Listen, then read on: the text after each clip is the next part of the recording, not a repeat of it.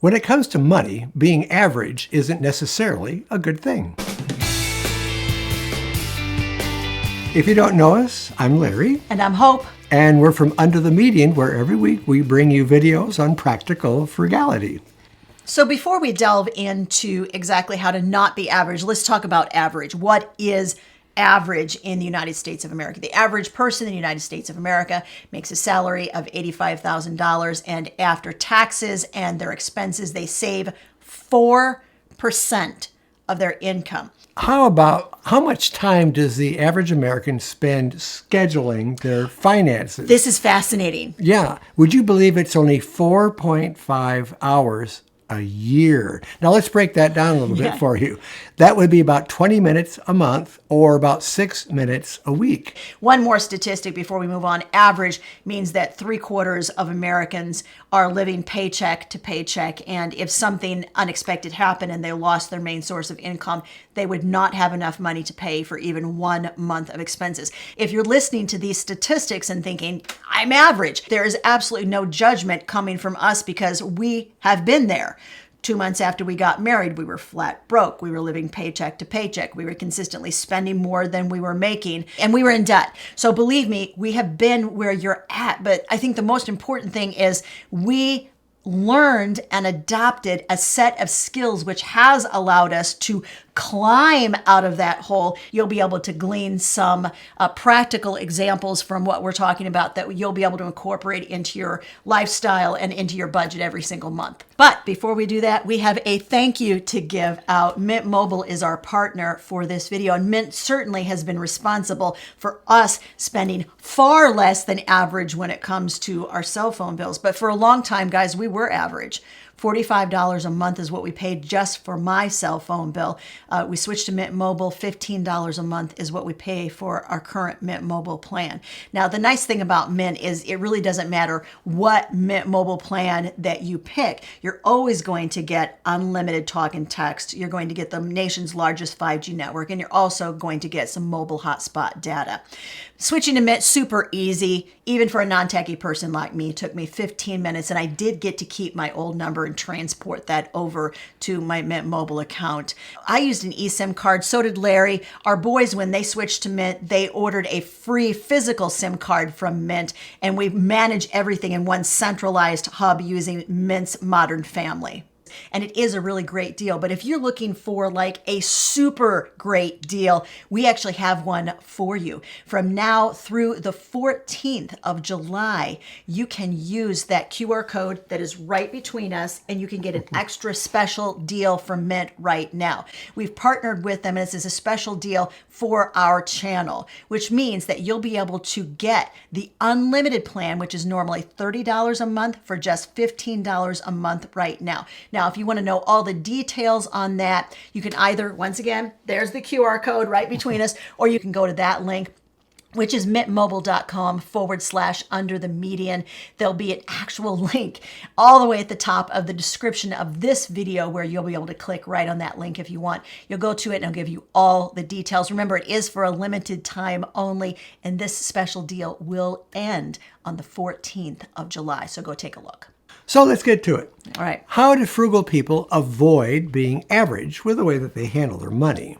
One of the things that we do is that we recognize patterns of behavior that got us into this pattern of overspending in the first place. Now, part of the way that we did that is we tracked our expenses for 30 to 60 days when we first got started, and that immediately allowed us to be able to look at those expenses and say, whoa, were we actually spending that much going out to eat? Because part of what happens in the human brain is if you're not writing down or tracking those expenses somehow, they just you just slide that plastic and you're done and you move on to whatever the next thing is on your to-do list. But if you actually look at it physically, it sort of embeds itself in your brain and you recognize, oh, wait a minute, I just spent that amount of money.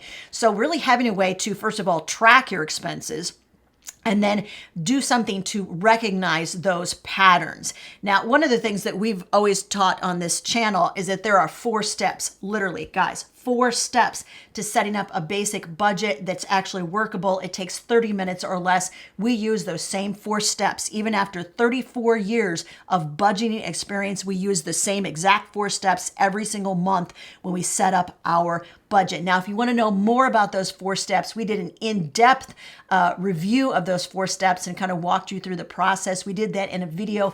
We'll make sure that video is linked up above and in the description of this video.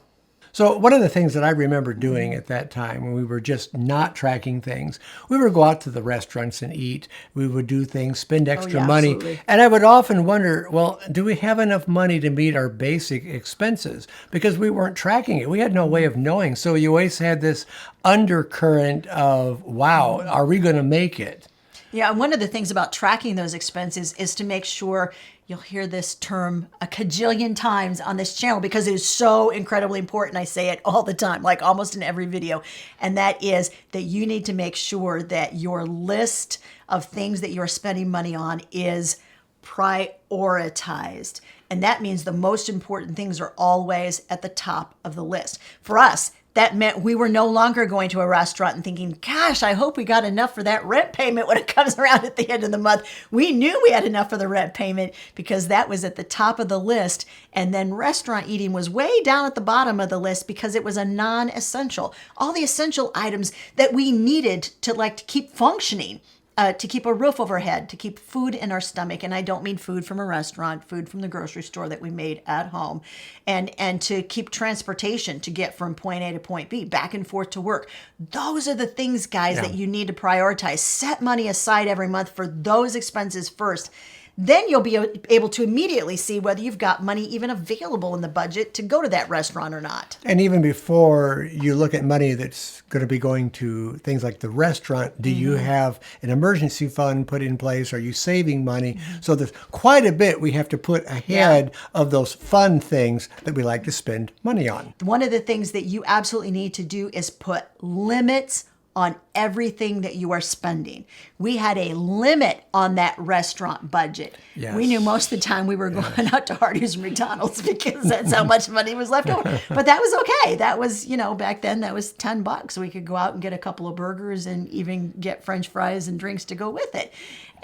But knowing that was our top limit, people are really afraid, I think, to limit their spending, especially when it comes to those extras. Yeah. And you have to know ahead of time before you walk in the door of that restaurant or do anything, what your top limits are. Like groceries. That's another example. Like that's something that would definitely be in your essential needs.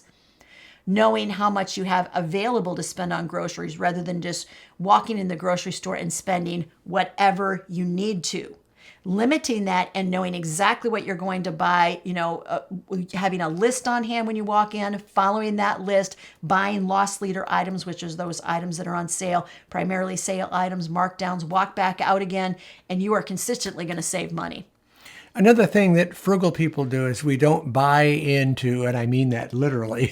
We don't buy into fads. And just for the fun of it, Hope and I looked up some fads for 2021 online. Yeah. There was a long list of them, but we picked out just 3. Okay. So the first one on the list was making or purchasing chocolate bombs. Is that hot chocolate bombs? Yeah. That's what it is. You gotta tell me in the comment section if you ever had a hot chocolate bomb. I have. They are wonderful. I must not have shared with you. So sorry.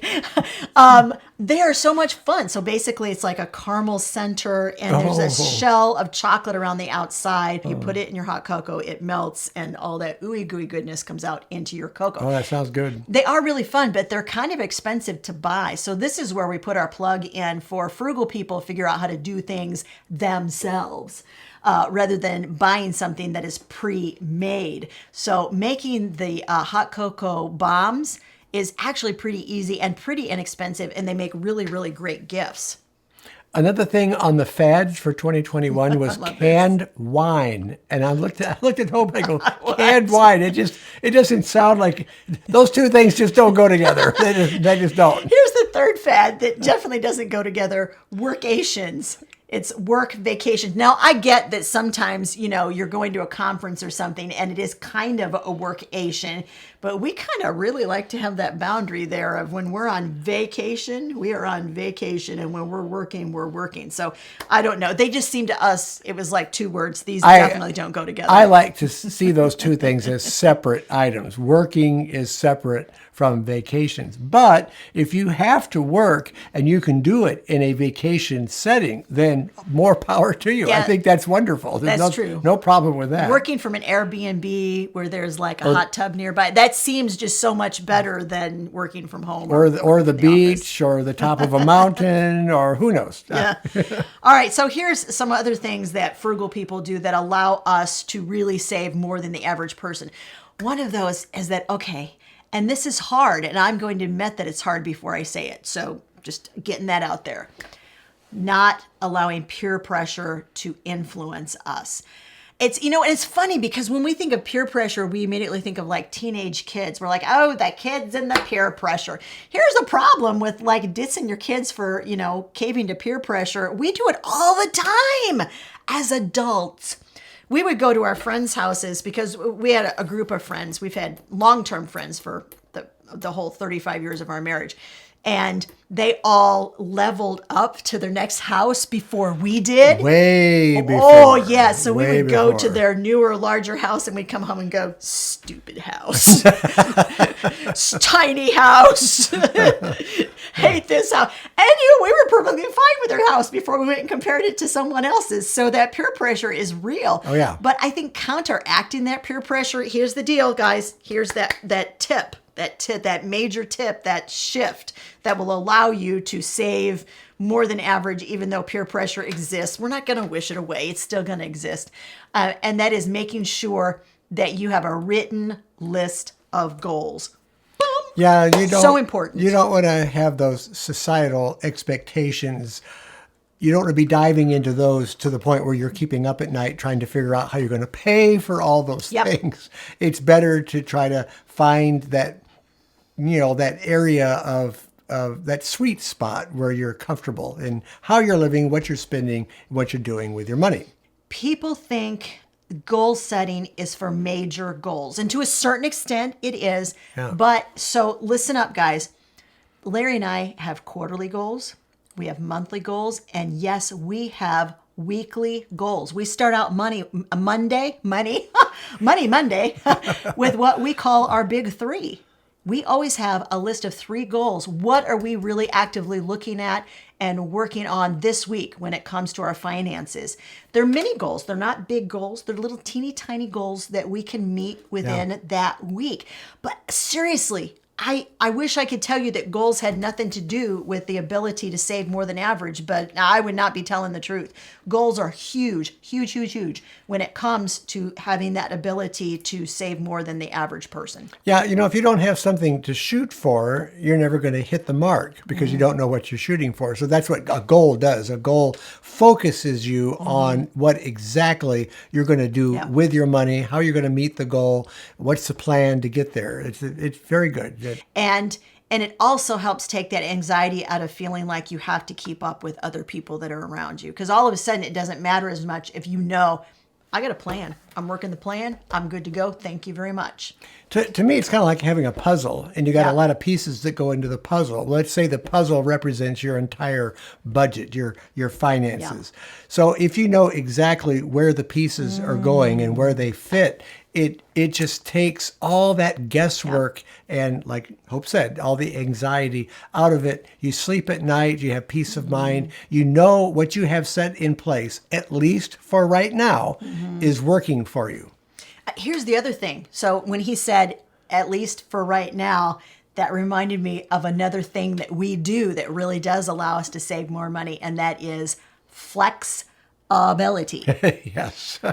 Sometimes life happens and what you thought you were going along on a goal and something else happens and it comes to the forefront and all of a sudden that's begging to be taken care of more quickly than the goal that is, that was behind it.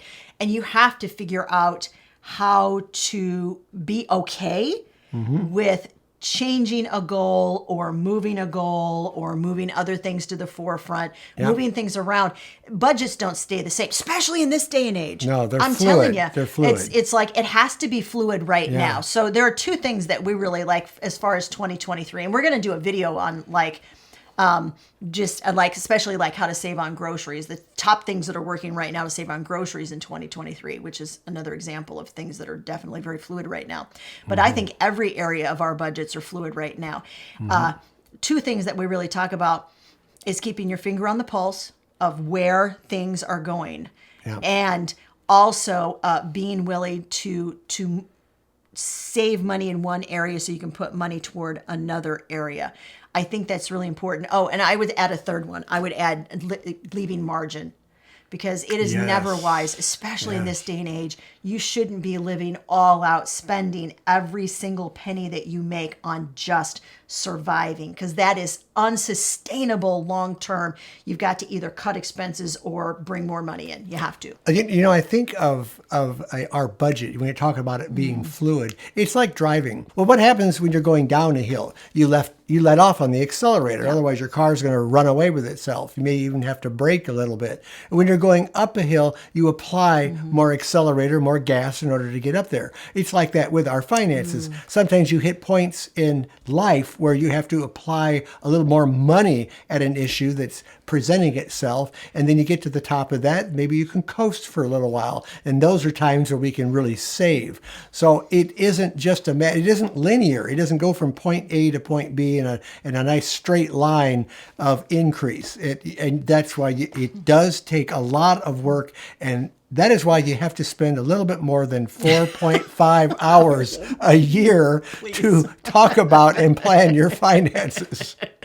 Well, I love that analogy. So that would be like, this is our challenge to you, would be to look at all the areas of your budget and determine, do I need to give it a little more gas, or is this an area that I'm coasting? I can just let off on the accelerator a little bit. So I think that analogy is super helpful in even giving a word picture to all the numbers on that spreadsheet. Don't do life or frugality alone. It's really good to have people that are like-minded, that are on the same page, that are going basically the same direction that you are, that you can talk with, you can bounce ideas off of, you can share what's kind of going on. They can maybe help you do some planning, or if nothing else, just help give you some support. It always helps to have a little bit of support here. Yeah, and you can get that physically in the real world. With having friends that are frugal. There are also online groups that center around frugality. There are even YouTube channels that I'll talk about frugality every single week. So this is our time to say, if you're not subscribed to Under the Median, make sure you're subscribed and you hit the bell notification button. Also do one more thing for us. If you're finding this video helpful, would you please hit that thumbs up, that like button, because that does help us with the YouTube algorithm. You know, when it comes to, I think, not doing life alone, having frugal people, I think there are two really important things. One is you want somebody that when you hit a major win, you can call them or you can talk to them and say, you're not going to believe what we just did. And they're going to get it. Yeah. And they're going to support you in that. You know, little wins, big wins, they're going to totally get it. And I think that is important, especially like for your mindset.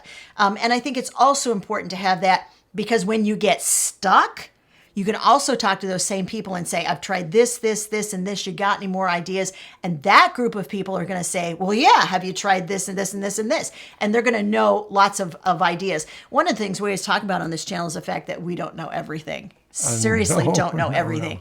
And we love like the frugal community that's been created here, that people are willing to help other people and give that sage advice that says, no, don't give up. Try this instead and keep moving forward. So we so appreciate that. When we read through the comments, Hope and I are inspired and motivated to continue to do what we're doing. So you guys help us, and it's a mutual thing where we kind of build on our strengths. And with those strengths, we can continue doing the frugal thing. Here's something else that you may not have thought of. So bear with me here. I'll explain what I mean. Frugal people do not always follow the path of least resistance. So let me give you an example. Let's just say your washing machine breaks. I keep giving this example because our washing machine really did break recently. It broke. It was done. It was dead. Yeah.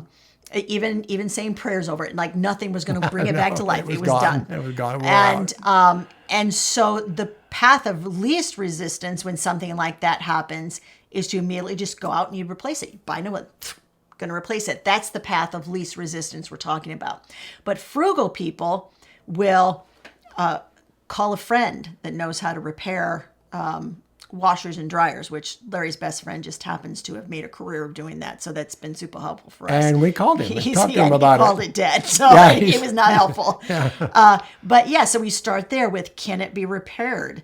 Can I repair it myself? Do I need to actually pay someone else to repair it? We're huge with DIY, frugal people are. Can I do it myself is always the first question. And then once you determine that you can't, do it yourself, or you're not going to be able to repair it, then the next course of action is to purchase one. And even in the purchasing process, we have this hierarchy that we seem to immediately know how to follow that goes from lowest to highest price. So we're going to start off with, if it's something simple, can we borrow it if we don't need to use it all the time? With a washing machine, it's not possible to borrow someone's washing machine. We're going to maybe look on Marketplace and see if we can score one that's in really good shape, that's a year or two old, and buy it for a bargain price. If we do buy new, we're going to say, can we buy it at a warehouse? Can we buy a scratch and dent model? Can we buy it on sale? Can we apply a coupon? Can we get a cash discount? There's all of those layers of savings that we will go through before we finally say, yep, I'm going to throw down my hard-earned coin and I'm going to buy it. But just thinking outside the box that goes beyond, it's broke, let's replace it. If something breaks, you can repurpose it. You can use it for something different. So there's lots of ways to save money on things that you have and make it go farther than you think it might go. I found a pair of Stonehenge 3 Altec speakers thrown out to the curb. Now, these are very expensive speakers. I brought them home, tried them out. They worked. I didn't really like the sound of them, so I called a stereo shop that deals with used items, and they were willing to trade another set of JBL speakers and a really good Denon receiver, straight up, no money exchange, for those speakers. So I made that change. Later on, I did another deal where I sold some things that I had and I bought some better speakers. But the idea is I just bounced one thing off of another and was able to get some nice stereo equipment with very little to no cash input working on it. We've done a lot of what we call trading up. Frugal people never accept the status quo, even when it comes to themselves. We are constantly challenging ourselves to do better. I can't think of a time when we've looked at our finances and said, well, we're just doing everything we can. We're doing the best we can. Because we always feel like there's some room for improvement, and we're willing to acknowledge that about ourselves. But not only that, we're willing to figure out where that improvement is and constantly go forward and move forward toward doing better. So we don't accept the status quo. We do a lot of research, a lot of reading. We bounce ideas off of other people. We bring in ideas that we learn from others, maybe listen to some other YouTube videos or podcasts. But there's always that wonderful, exciting learning experience to stretch you to continue to improve and go beyond where you're at right now. But when we do purchase things, we're also aware of something called ROI, return on investment. So if we're going to spend $50 on something that's going to save us a certain amount of money because we're using that item, we're going to take the time to do the math and figure out how many months is it going to take before I've actually saved the equivalent of what I just paid out for this item. So we're always looking at that thinking, if the ROI is 6 years or 7 years, we're like, maybe not.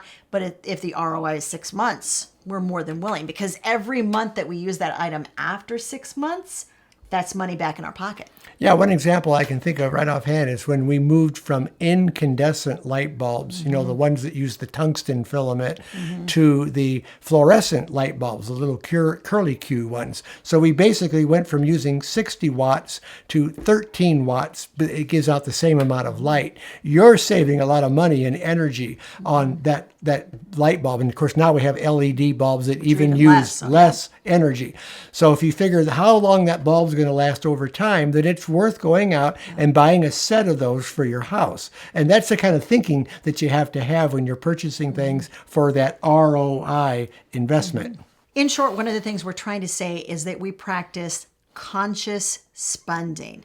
And I love that term because it allows us to look at any expenditure we're about to make and say, wait a minute, let me think about this just for a minute.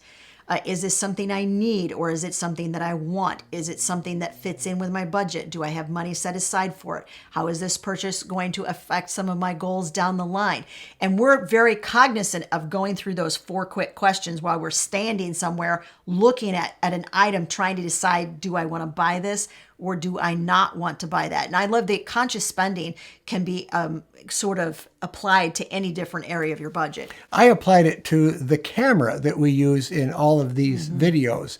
We saved a lot of money by buying an older model but brand new camera. One of the things that I think we do, I know I keep saying one of the things, but another thing that frugal people do that I think is really important, this is something that I think is critical to saving more money than the average person.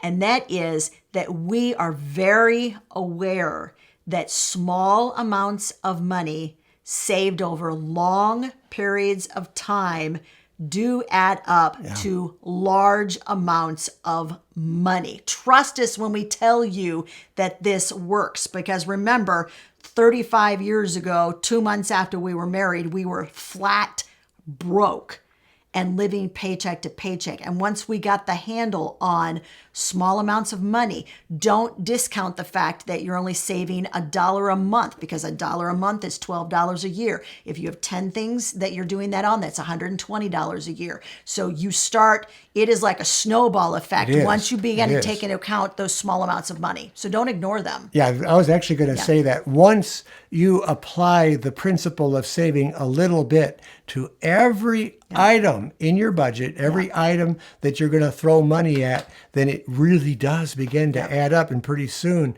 you're banking some money you never thought you could do. In a society that encourages excessive spending, frugal people take a little different approach to it. And if you apply the principles that we've been talking about in this video, you'll find yourself on the path of financial freedom that you've never experienced before. Perhaps you're thinking, oh man, I wish I had more examples maybe of the sort of things you're talking about, these habits, these things I can do.